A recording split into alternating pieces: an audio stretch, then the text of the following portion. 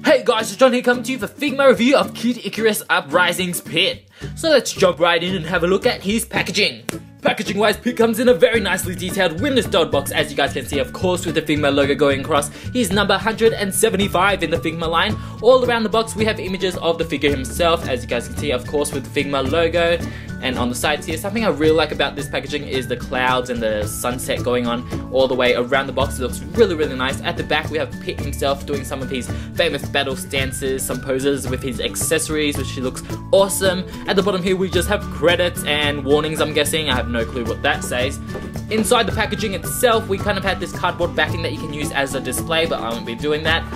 S.h.figuarts compared to Figma, as you guys can see, Figma is a lot larger length and width wise, so that will take up a lot more room. But inside this packaging we have a double clamshell packaging, as you guys can see here, of course with the Figma himself, and in the bottom here we have his stand and instructions with all of his accessories on the other side, which is so awesome because he has a lot of them. So now let's jump right in and have a closer look at the Figma himself.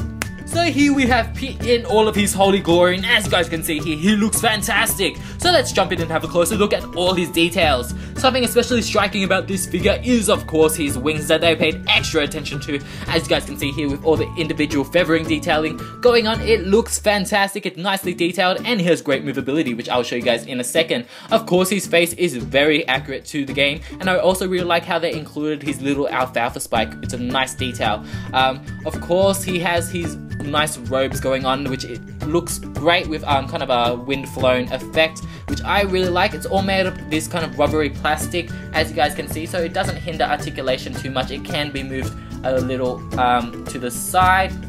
And I also really like how they kept the concept of the character himself with the large hands and the large feet. It does hinder articulation a tad bit, but it's still accurate to how he is portrayed.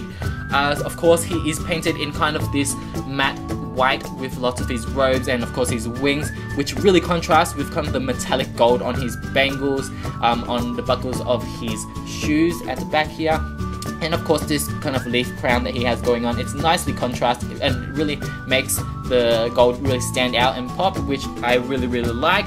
Of course, articulation wise, he has movement in the head, so rotation, tilting going on. It is kind of hindered by the scarf a tad bit, but he still has great range there. We have movement in the shoulders, of course, in the elbows, and in the hands. The hands are a little bit limited since the bangles, of course, are really large, so you can't tilt it as much as you would like, though there is great rotation going on there. We have the ab crunch going on. We have, of course, the waist swivel tilting going on.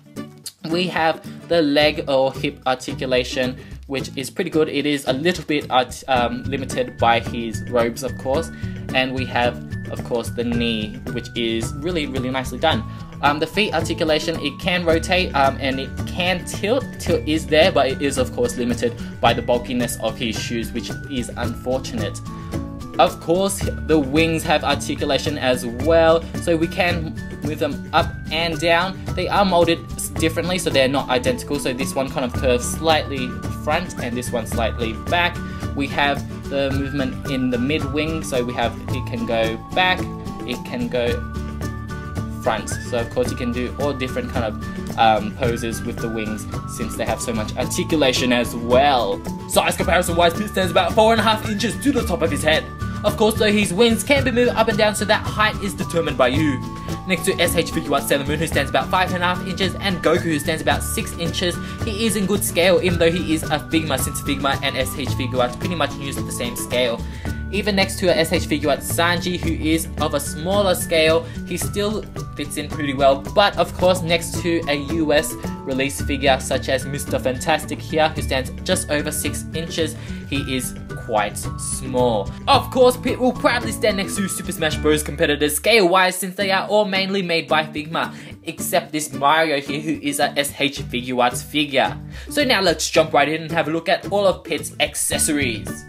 Accessories wise, Pit comes with a nice number of things, as you guys can see here. We have his default smiling face, we have his angry face, we have his default clenched fist, we have fists that will hold his weapons, we have open grabbing hands, and we have a single pullback arrow hand. Weapon wise, he has his holy blades that can be transformed to Palutena's bow.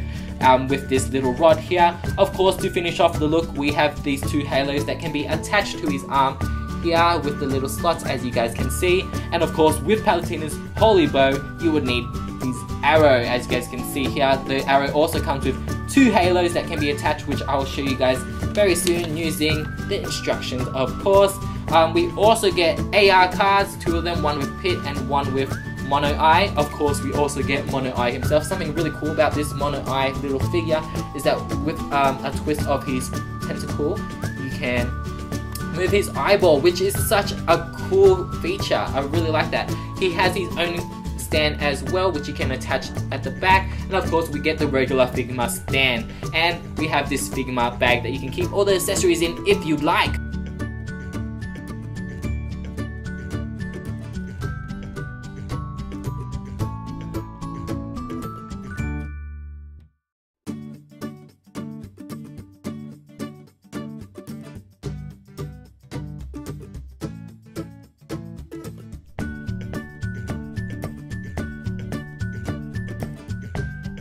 And there we have it, Pit now is definitely ready for battle. That wasn't too hard to do though. There was some frustrating errors trying to attach all of these accessories, such as these halos, which connection part isn't that secure, so they kept on falling out while I was trying to put everything else on.